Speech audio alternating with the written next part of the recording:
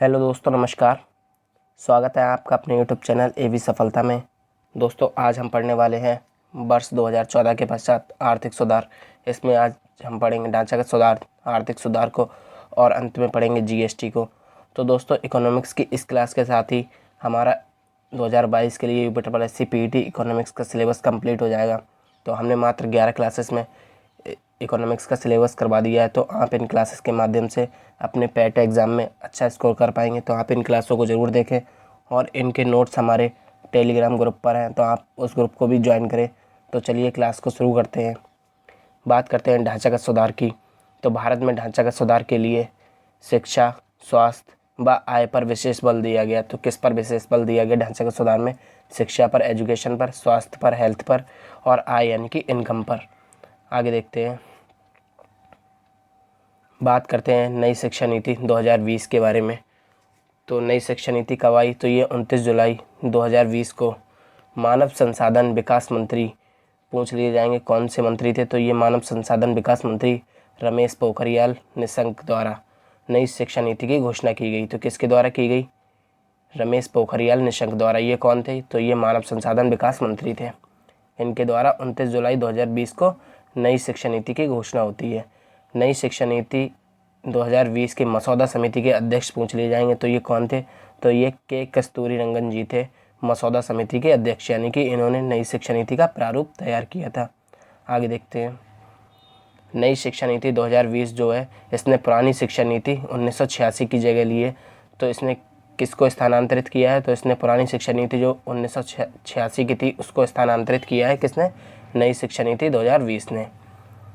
और पुराना जो मॉडल था शिक्षा नीति का 1986 का, तो वो क्या था? 10+2। और नया जो 2020 का मॉडल आया शिक्षा नीति का, तो ये क्या है? तो ये है 5+3+3+4। तो ये मॉडल आपको याद रखना है, ये मॉडल पूछ लिया जाएगा। नया शिक्षा नीति का मॉडल कौन सा है? तो ये है 5+3+3+4। आगे देखते हैं।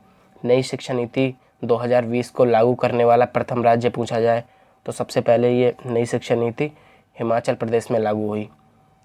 और साथ ही आपसे ये भी पूछा जा सकता है कि मानव संसाधन विकास मंत्रालय है, इसका नाम चेंज करके क्या कर दिया गया है? तो इसका नाम चेंज करके शिक्षा मंत्रालय कर दिया गया है। किसका? मानव संसाधन विकास मंत्रालय का। अब इसका नया नाम क्या है? शिक्षा मंत्रालय। आगे देखते हैं। अब बात करते हैं उड़ान योजना की।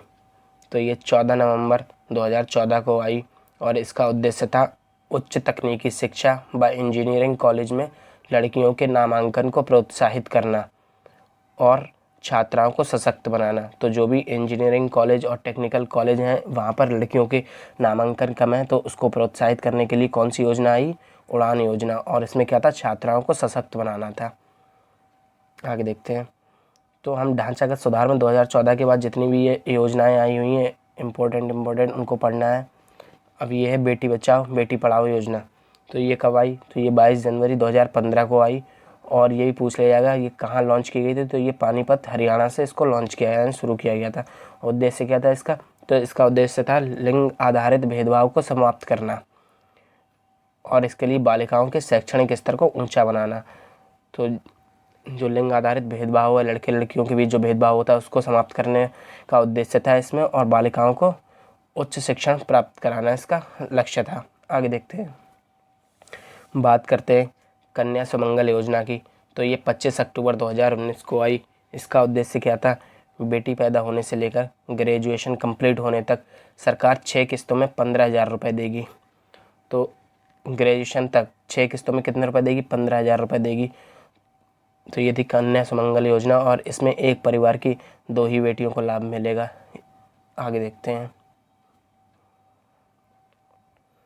बात करते हैं स्वास्थ्य से संबंधित।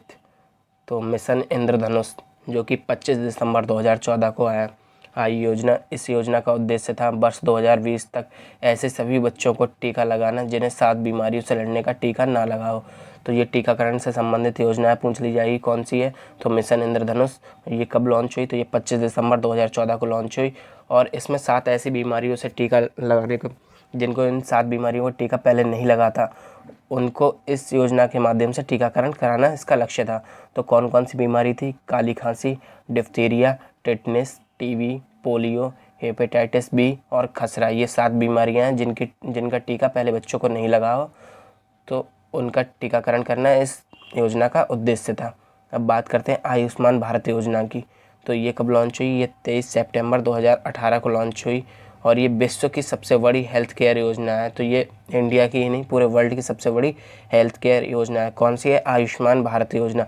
तो ये आपसे पूछ लिया जाएगा कि सबसे बड़ी योजना कौन सी है हेल्थ से संबंधित, तो ये आयुष्मान भारत योजना है। शुरुआत कब हुई? 23 सितंबर 2018 को। और कहाँ से शुरुआत हुई? तो इसकी शुरुआत हुई झारखंड रांची से। आयुष्मान भारत योजना के तहत 50 करोड़ लोगों को 5 लाख रुपए तक का स्वास्थ्य बीमा दिया गया है। यानी कि इसमें 50 करोड़ लोग जो हैं वो 5 लाख तक का अपना इलाज करवा सकते हैं। और अब बात करते हैं वर्ष 2020 में टीबी को ख़त्म करने का लक्ष्य 2025 तक रखा गया है। यानी कि वर्ष 2020 में ये लक्ष्य रखा गया था कि टीबी को जड़ से ख़त्म करने के लिए जो लक्ष्य है वो कब तक रहेगा? वर्ष 2025 तक। तो ये आपसे पूछ लिया जाएगा कि टीबी को जड़ से ख़त्म करने का लक्ष्य कब तक का है? 2025 तक का लक्ष्य है ये। आगे देखते हैं। अब बात करते हैं प्रधानमंत्री पोषण शक्ति निर्माण योजना। तो ये क्या योजना है? तो इसको 29 सितंबर 2021 को लॉन्च किया गया है। इस योजना ने MDM यानी कि मिड डे मील को स्थानांतरित किया है। तो ये योजना कौन सी योजना की जगह लेगी? तो ये मिड डे मील योजना की जगह लेगी।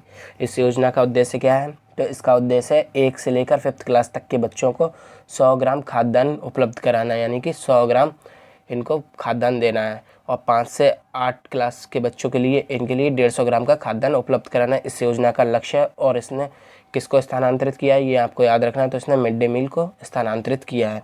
आगे देखते हैं। अब हम बात करते हैं आर्थिक सुधार से संबंधित। तो जनधन योजना जो है ये इसकी शुरुआत कब होती है? तो इसकी शुरुआत होती है 28 अगस्त 2014 को।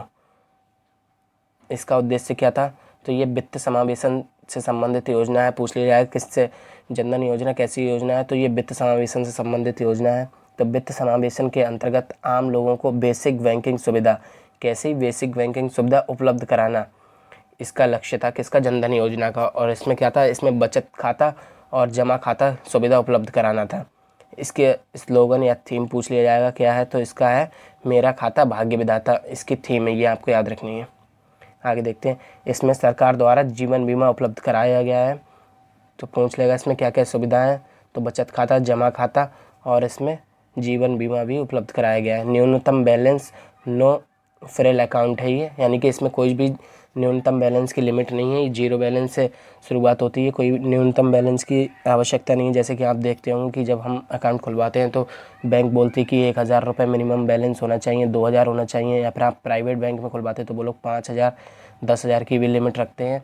तो ये जो अकाउंट है जनधन खाता, ये कैसा? ये न्यूनतम बैलेंस की इसमें कोई भी लिमिट नहीं है, यानी कि इसको कैसा अकाउंट बोलते हैं? तो इसको नो फ्रेल अकाउंट बोला जाता है। ये आपको याद रखना है। इस नाम से ऑप्शन में आ जाएगा कि जनधन खाता कैसा खाता है, तो ये नो फ्रेल अकाउंट है। आगे देखते हैं। 6 महीने सही संचालन के बाद ओवरड्राफ्ट की सुविधा है। यदि 6 महीने सही से संचालन किया जाता है अकाउंट का तो उसके बाद ओवरड्राफ्ट की सुविधा मिल जाती है। तो पूछ लिया जाएगा कि ओवरड्राफ्ट की सुविधा कितने महीने बाद मिल जाएगी? तो ये 6 महीनों बाद। ये ओवरड्राफ्ट की सुविधा कैसी होती है? तो ये क्रेडिट कार्ड जैसी ये होती है कि हम इतने रुपए उधार ले सकते हैं। आगे देखते हैं।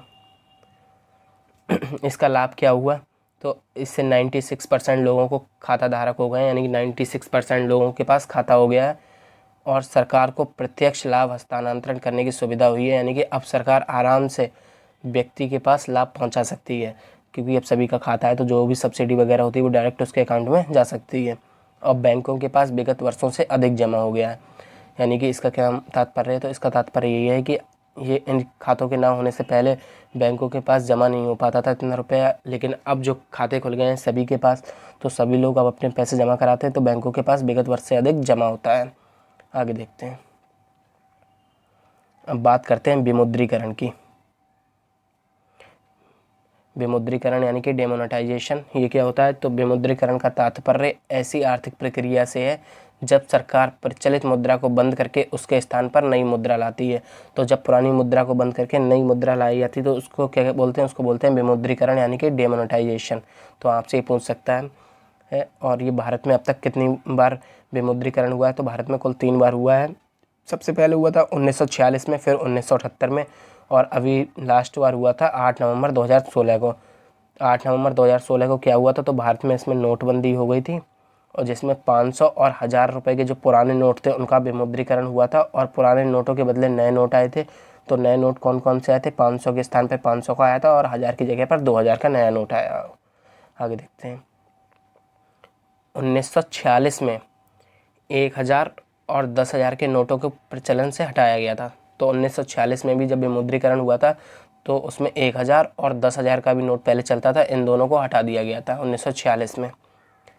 अब बात करते हैं विमुद्रीकरण के लाभ क्या होते हैं, लाभ और हानि के बारे में। तो लाभ होते हैं, भ्रष्टाचार पर अंकुश लगता है।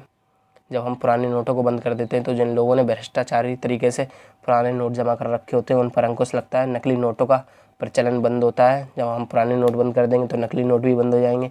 काले धन पर अंकुश लगता है। आतंकी गतिविधियों पर अंकुश लगता है। और हानि क्या होती है, तो इसमें किसानों को नुकसान होता है। गरीबी वर्ग को अनेक समस्याओं से जूझना पड़ता है। जब आपने देखा होगा कि जब पुराने नोट बंद हुए थे तो लाइन में लगे थे जो लोग, तो उसमें सबसे ज़्यादा आपने देखा होगा गरीब वर्ग के ही लोग लगे हुए थे। तो गरीब वर्ग को सबसे ज़्यादा समस्याओं का सामना करना पड़ता है। देश में आपातकाल जैसी स्थिति भी उत्पन्न हो जाती है। तो ये थी विमुद्रीकरण के लाभ और हानि। अब आगे देखते हैं। अब बात करते हैं एफडीआई के बारे में। तो 2014 के बाद एफडीआई का उदारीकरण। एफडीआई होता क्या है, तो इसकी फुल फॉर्म आपसे पूछ ली जा सकती है। तो ये होता है फॉरेन डायरेक्ट इन्वेस्टमेंट, यानी कि प्रत्यक्ष विदेशी निवेश। तो इसमें क्या होता है कि व्यक्ति संस्थाएं एक देश के दूसरे देश में निवेश करती हैं। जब किसी दूसरे देश का कोई व्यक्ति, संस्था या कंपनी, सरकार जो दूसरे देश में निवेश करेगी किसी में, तो उसी को एफडीआई यानी कि प्रत्यक्ष विदेशी निवेश कहते हैं। इसमें कंपनी के 10% शेयर होने चाहिए, यानी कि कितने शेयर होने चाहिए, कम से कम 10%। और 10% से अधिक की पार्टनरशिप पर फैसले में हकदार होते हैं। यदि मान लीजिए किसी कंपनी में किसी के 10% तक शेयर हैं, तो अब जो कंपनी में 10% के शेयर हैं, तो अगर वो कंपनी कोई भी फैसला लेती है, मतलब कोई भी डिसीजन लेती है, तो उसको इस 10% वाले का भी बात सुननी पड़ेगी। मतलब ये भी अब फैसले में हकदार हो गए दोनों। तो ये होती है एफडीआई। अब बात करते हैं वित्त वर्ष 2021-22 में सर्वाधिक एफडीआई निवेश हुआ है। कितना हुआ है, 83.57 अरब अमेरिकी डॉलर। तो ये कुछ आंकड़े हैं, ये आंकड़े आपको याद रखने हैं। 2021-22 हो गई है। 2021-22 में विनिर्माण के क्षेत्र में एफडीआई इक्विटी में प्रतिशत वृद्धि कितनी हुई है, तो ये 76% वृद्धि हुई है। किस में हुई है, विनिर्माण के क्षेत्र में। और शीर्ष एफडीआई प्राप्तकर्ता राज्य पूछ लिया जाएगा तो ये कौन सा है, तो ये कर्नाटक है जिसने सबसे ज़्यादा एफडीआई प्राप्त की है। और शीर्ष एफडीआई निवेशकर्ता राष्ट्र की बात की जाए तो सिंगापुर से सबसे ज़्यादा एफडीआई आई है 27%। सेकंड नंबर पर अमेरिका है, अमेरिका से आई है 18%। ये आपको याद रखना है। आगे देखते हैं। सर्वाधिक एफडीआई प्राप्तकर्ता क्षेत्र कौन सा है, किस क्षेत्र में सबसे ज़्यादा एफडीआई आई है, तो ये है सॉफ्टवेयर और हार्डवेयर का क्षेत्र। तो ये हो गई एफडीआई। अब बात करते हैं कुछ सेक्टर और यहाँ पर एफडीआई की लिमिट कितनी है। तो जैसे सुरक्षा उत्पादन का है, तो इसमें पहले 49% तक एफडीआई लगा सकता था, मतलब कोई 49% तक इसका शेयर खरीद सकता था, लेकिन अब इसको बढ़ा करके 74% कर दिया गया है। वहीं कृषि के क्षेत्र में कोई भी निवेश 100% तक कर सकता है। और निजी बैंक में कोई अगर निवेश करना चाहे विदेशी कंपनी बाहर की, तो 74% तक कर सकता है। एफडीआई से संबंधित नोडल एजेंसी की बात की जाए, यानी कि एफडीआई की देखरेख कौन सी एजेंसी करती है, तो ये आरबीआई करती है। और मिनिस्ट्री रिस्पॉन्सिबल है एफडीआई के लिए, तो एफडीआई के लिए कौन सी मिनिस्ट्री है, मंत्रालय है, तो ये है वाणिज्य और उद्योग मंत्रालय। तो ये किससे संबंधित है, एफडीआई से संबंधित मंत्रालय पूछ लिया जाएगा कौन सा रिस्पॉन्सिबल है, तो ये वाणिज्य और उद्योग मंत्रालय है। आगे देखते हैं। बात करते हैं स्टार्टअप इंडिया की। तो 2016 में शुरुआत हुई है। इसका उद्देश्य क्या है, नए उद्योगों के लिए वित्तीय मदद करना, यानी कि नए उद्योग स्थापित करने के लिए सरकार द्वारा वित्तीय सहायता दी जाएगी। और इसमें क्या है, स्टार्टअप्स और नए विचारों के लिए एक मजबूत पारिस्थितिकी तंत्र का निर्माण करना, यानी कि ऐसा वातावरण देना जहाँ पर स्टार्टअप्स यानी कि नए उद्योग धंधे लग सकें और नए विचार उत्पन्न किए जा सकें। जिससे क्या होगा, इससे क्या होगा, देश में आर्थिक सुधार होगा और बड़े पैमाने पर लोगों को रोजगार के अवसर उत्पन्न होंगे। तो ये इसका लक्ष्य था, उद्देश्य था। आगे देखते हैं। अब बात करते हैं प्रधानमंत्री उज्ज्वला योजना। तो ये क्या है, 1 मई 2016 को लॉन्च की गई प्रधानमंत्री उज्ज्वला योजना। और इसमें क्या था, तो 5 करोड़ बीपीएल परिवारों को निःशुल्क एलपीजी कनेक्शन देना इसका लक्ष्य था। तो उज्ज्वला योजना इसका एक मुख्य उद्देश्य क्या था, तो महिला सशक्तिकरण को बढ़ावा देना और उनकी सेहत की सुरक्षा करना। यानी कि पहले जब ये लोग चूल्हे से खाना बनाते थे तो धुआं वगैरह से इन्हें दमा वगैरह की और भी अनेक स्वास्थ्य संबंधी बीमारी आती थी। तो गैस कनेक्शन देने से इनकी सेहत की सुरक्षा करना और महिला सशक्तिकरण को बढ़ावा देना इसका उद्देश्य था। आगे देखते हैं। अब बात करते हैं स्टैंड अप इंडिया अभियान की। ये भी 2016 में आई और इसका उद्देश्य क्या था, नए उद्यम स्थापित करने के लिए अनुसूचित जाति तथा अनुसूचित जनजाति यानी कि SC ST और महिलाओं के लिए महिलाओं को 10 लाख से लेकर के 1 करोड़ तक का लोन उपलब्ध कराना। यानी कि 10 लाख से 1 करोड़ तक का लोन उपलब्ध कराना किसके लिए, नए उद्यम यानी कि नया बिजनेस स्टार्ट करने के लिए। कौन सा अभियान था ये, स्टैंड अप इंडिया अभियान। ये कब आया, 2016 में। तो ये थी आज की ये क्लास। अब हम पढ़ने वाले हैं भारत में GST के बारे में। अभी हमने पढ़ा ढांचागत सुधार और आर्थिक सुधार, इसके बाद हम पढ़ेंगे भारत में GST। अब GST क्या होता है, तो GST अप्रत्यक्ष कर का एक रूप है। इसका उद्देश्य भारतीय बाजार को एकीकृत करना है और पूरे राष्ट्र के लिए एक कर के रूप में कार्य करना है। तो GST क्या है, तो ये GST एक तो अप्रत्यक्ष कर का एक रूप है यानी कि इनडायरेक्ट टैक्स है।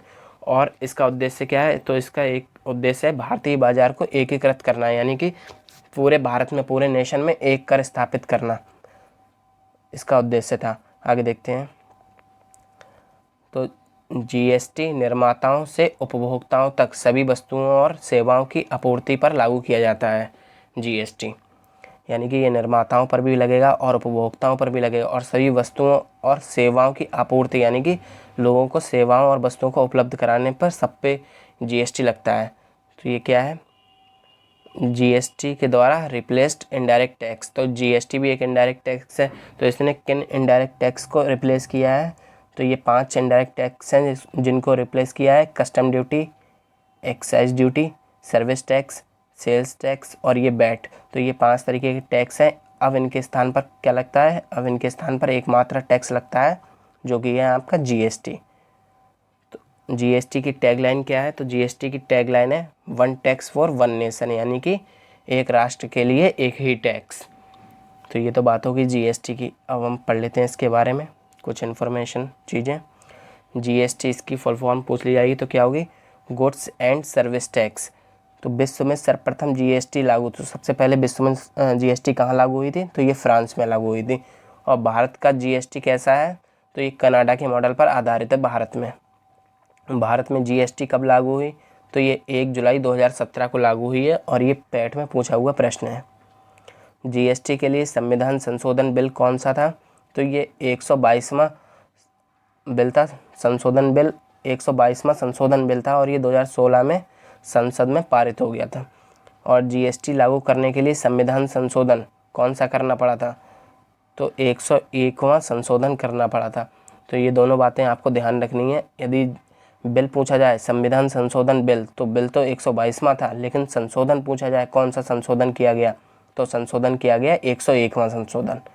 GST पंजीकरण संख्या यानी कि रजिस्ट्रेशन नंबर में कितने डिजिट होते हैं, तो ये कुल 15 डिजिट में होता है यानी कि 15 डिजिट का रजिस्ट्रेशन नंबर मिलता है। GST द्वारा निर्धारित की गई दरें, तो इसमें 4 कुल टैक्स स्लैब कितनी है, 4 हैं। कौन कौन सी है, 5%, 12%, 18% और 28%। तो सबसे हाईएस्ट टैक्स स्लैब पूछी है कौन सी है, तो ये 28% है GST में। आगे देखते हैं। GST के प्रकार पूछ लिए जाएँ कितने हैं, तो 3 प्रकार हैं। कौन कौन से हैं, CGST यानी कि central goods and service tax, SGST यानी कि स्टेट और IGST यानी कि इंटीग्रेटेड। तो ये क्या होते हैं, तो सेंट्रल द्वारा लगाया जाने वाला उसको CGST बोलते हैं और स्टेट द्वारा लगाए जाने वाले को SGST बोलते हैं। और ये इंटीग्रेटेड क्या होता है, तो ये अंतर्राष्ट्रीय लेन देन पर केंद्र सरकार द्वारा लगाए जाने वाला कर है।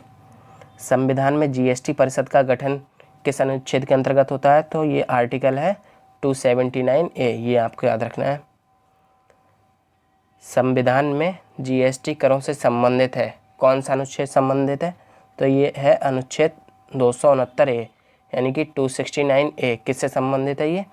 तो ये जीएसटी करों यानी कि कर से संबंधित अनुच्छेद है 269A। ये आपको याद रखना है, टैक्स से संबंधित है। और ये ऊपर क्या था? तो ये जीएसटी परिषद का गठन है। ये किस में है? 279A में। जीएसटी लागू करने के लिए समिति, तो किस समिति की सिफारिश पर जीएसटी लागू किया गया था? तो ये विजय केलकर समिति थी। और जीएसटी बिल तैयार करने वाली समिति के अध्यक्ष कौन थे? तो जो जीएसटी बिल तैयार किया गया था उस समिति के अध्यक्ष थे असीम दास गुप्ता जी। ये भी आपको याद रखना है। बात करते हैं जीएसटी परिषद का अध्यक्ष। तो जीएसटी परिषद का अध्यक्ष कौन होता है? जीएसटी परिषद का अध्यक्ष होते हैं वित्त मंत्री जी। तो सबसे पहले कौन थे? तो ये थे स्वर्गीय श्री अरुण जेटली जी। और अभी वर्तमान में पूछा जाए कौन है, तो ये निर्मला सीतारमण जी हैं। ये वित्त मंत्री हैं, तो यही क्या होंगी? जीएसटी परिषद की अध्यक्ष। और जीएसटी लागू करने वाला प्रथम राज्य पूछा जाए तो असम। सबसे पहले असम में जीएसटी लागू हुई। और जीएसटी परिषद का मुख्यालय की बात की जाए तो इसका मुख्यालय दिल्ली में है। तो दोस्तों ये थी आज की क्लास। आपको क्लास कैसी लगी कमेंट बॉक्स में ज़रूर बताएं। और साथ ही इस क्लास के साथ आपका इकोनॉमिक्स का सिलेबस समाप्त होता है। और अब हम इस सिलेबस समाप्त होने के बाद अब हम क्या करेंगे? तो जितना भी यूपी ट्रिपल एस सी द्वारा जितने भी क्वेश्चन आए हुए हैं किसके? इकोनॉमिक्स के, तो अब हम वो करने वाले हैं क्लासेस के माध्यम से। तो आप ज़रूर चैनल को सब्सक्राइब कर लें। और उन क्वेश्चंस की भी पीडीएफ हम अपने टेलीग्राम ग्रुप पर देंगे, तो आप लोग वहाँ पर भी जाकर ज्वाइन करें। तो जिस जिस सब्जेक्ट का हमारा कोर्स कंप्लीट होता जाएगा उस विषय के से संबंधित हम सभी प्रश्नों को कराते जाएंगे आपको, और एक्सप्लेनेशन के साथ कराए जाएंगे। तो प्लीज़ AB सफलता को सब्सक्राइब करें। Thank you.